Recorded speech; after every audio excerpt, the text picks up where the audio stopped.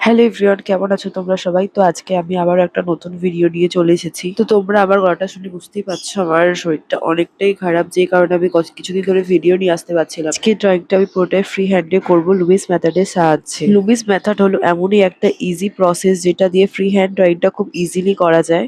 Drawing করার জন্য আমি এখানে মাতা রুক্মিণীর এই রেফারেন্স পিকচারটা ইউজ করব। তো রেফারেন্স অনুযায়ী আমরা প্রথমেই একটা গোল বৃত্ত কেটে নেব। এই গোলটার অর্থ হচ্ছে আমরা যাতে বুঝতে পারি যে আমাদের ফেসটা কোনখানটায় ঠিকভাবে হবে। এই লুমিস মেথডের যে প্রসেসটা রয়েছে সেটা হলো যে আমাদের প্রথমে রেফারেন্স পিকচারটাকে ভালোভাবে অবজার্ভ করতে হবে এবং সে মতোই ড্রয়িংটা করতে হবে।